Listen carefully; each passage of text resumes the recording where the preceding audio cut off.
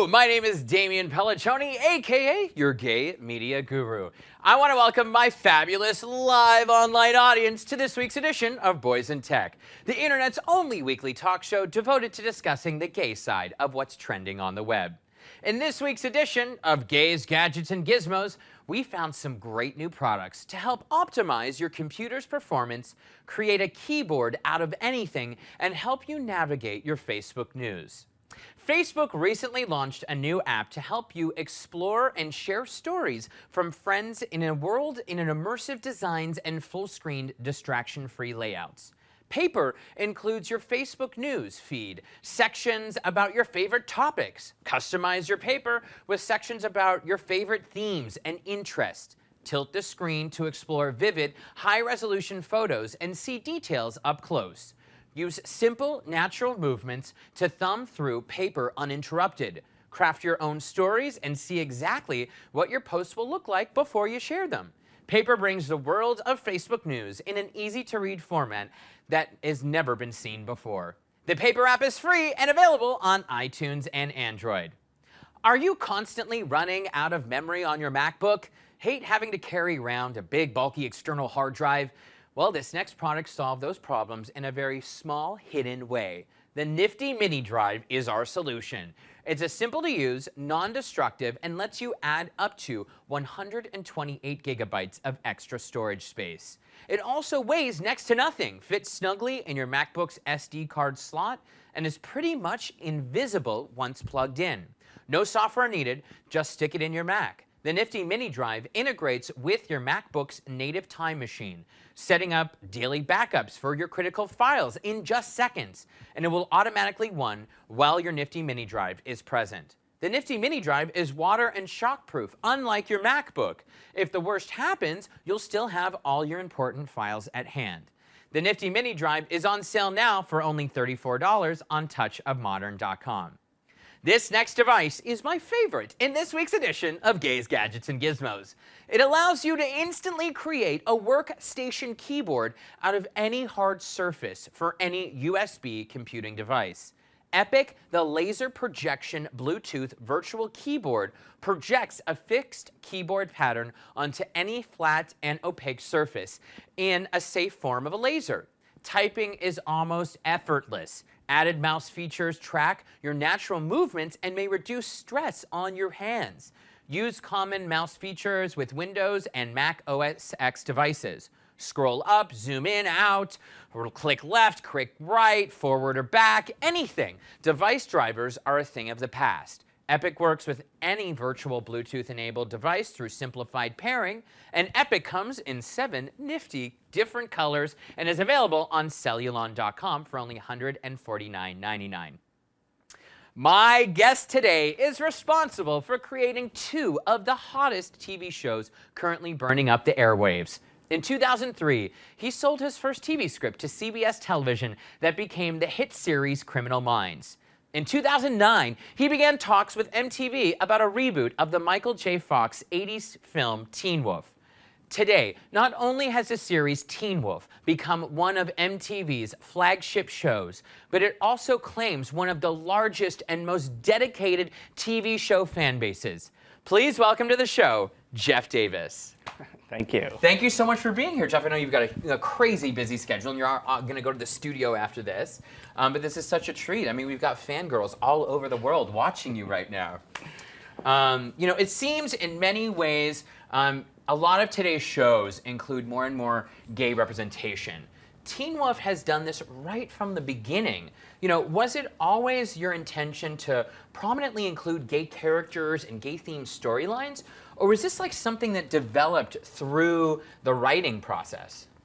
Well, it was the intention. I can say honestly, we didn't know how much we were going to get away with. But we're very lucky in that we have a network that supports us 100%. So I think they've allowed us to create storylines, to bring in these characters. And as a gay man myself, it's very important to see this kind of representation on television. We have the character of Denny, played by Keahu Kahuanui, and he does an amazing job. And I think what we like about this show, especially what we like about what we've done with it, is its non-stereotypical representation as well. We show a gamut, and being able to do an episode like in a gay club, where we have our two lead actors, Scott and Stiles, acting as if they were at a normal, everyday club.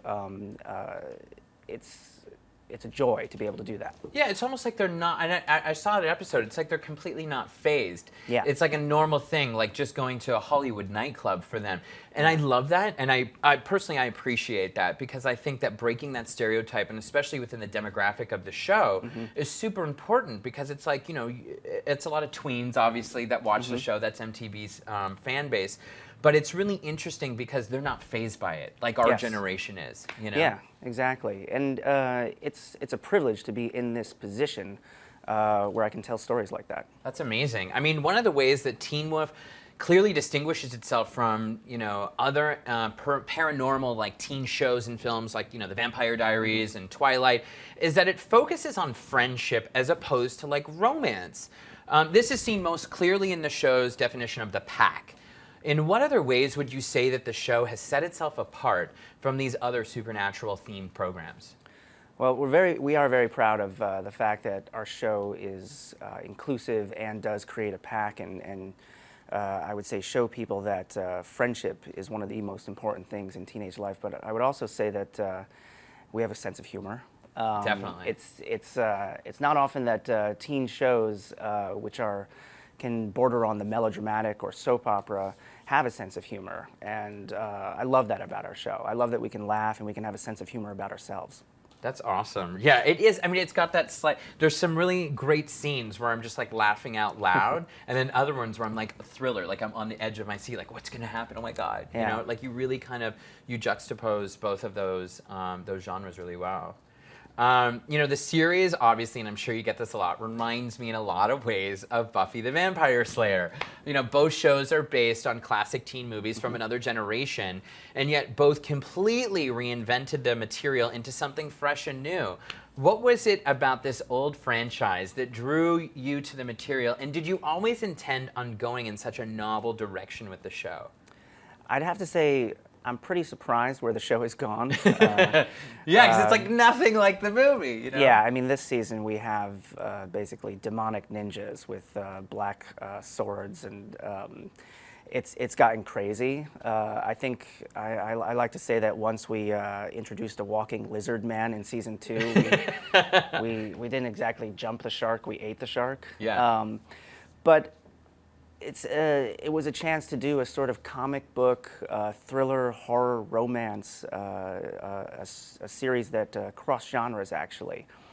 We have plenty of homage to the original movie in the first season, but I think once we gained an audience, we felt as if we could take the liberty to expand and just go crazy. So yeah, and it's fun. I mean, like you even like the kitsune, you use a lot of like Japanese kitsune. Kitsune, I'm sorry. I had to learn that too. Yeah, it's so funny. It's like I was like looking it up on Wikipedia. But like kitsune, you know, I think that's really interesting that you use and explore like so many different kind of like the folklores and the genres, and you know, you definitely bring in that Comic-Con culture. Like I saw a picture of you at Comic-Con. Yeah. You know, what was that like? Like how many people were in the room? Like that must have been super exciting. It's shocking because the room gets bigger and bigger every year. Totally. And we had several thousand last time. When the first season we came, there was no one. They didn't really know who you were yet. I think everybody in the room was waiting for the next panel, actually. So it's interesting to see the fan base grow and become more vocal and more passionate. That's cool. So this is Boys in Tech, and we obviously love to talk about tech. And the big elephant in the room, I've been dying to ask you this question because I've read multiple articles about this. You recently deleted your Twitter account. And I'm sure, you know, fans across the nation are wondering, is there any particular reason as to why you cut the cord, Jeff? Yes, procrastination. I was finding that it was a very bad source of procrastination. I would probably get a Twitter account if I didn't have to work 100 hours a week. Totally. But I consider myself a sort of Twitter lurker. I like to see what MTV Teen Wolf Twitter is tweeting about. I like to see, sometimes we watch the feed when the show is airing. Oh, But wow. yeah, for a writer in Hollywood, for someone who has to work so many hours, Twitter is a pretty bad source of procrastination. Yeah. I would have to say if, well, I keep my account private, my Instagram, but Right. Instagram is actually my favorite thing to do because it adds a little bit of artistry to your Totally. day. I mean, that's Yeah. the great thing about Instagram. You can kind of get creative with it. You know, Yeah. everyone's like, you got a million filters. Yeah, And it's funny. It makes a bad photographer feel like he can be pretty good. Completely. Yeah.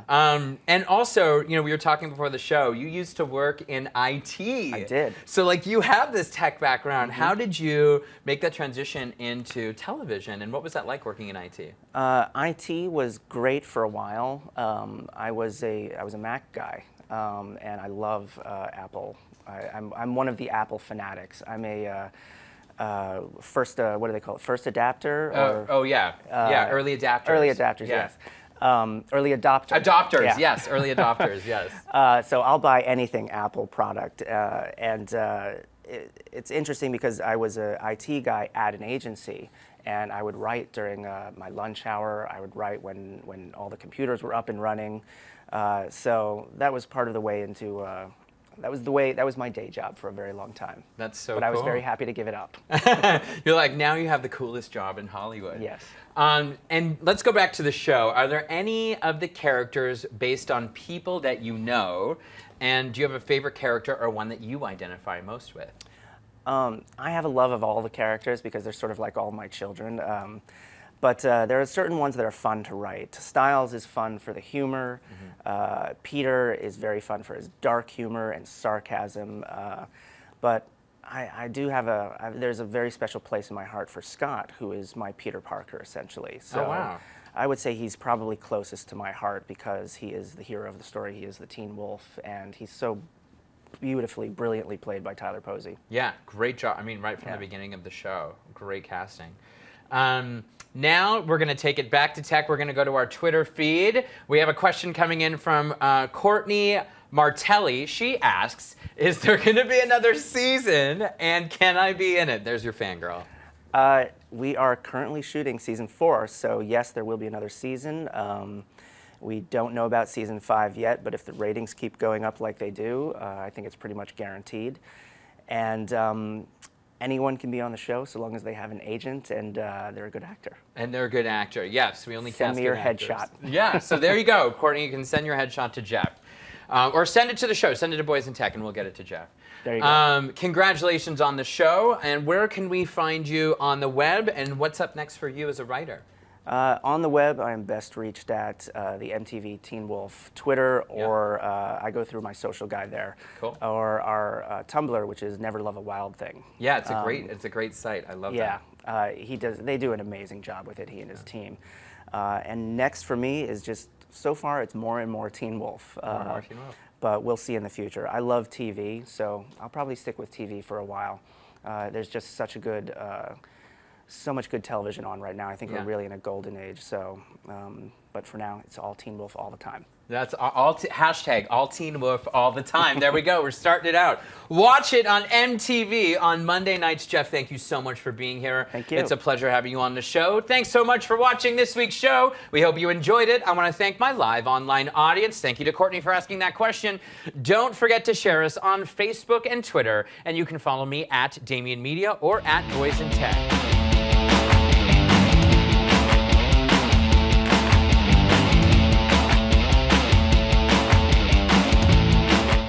Hey everyone, thanks so much for watching this video. Don't forget to hit subscribe right down here. Leave your comments right down there and thumbs up and like us. We've got prizes for our subscribers.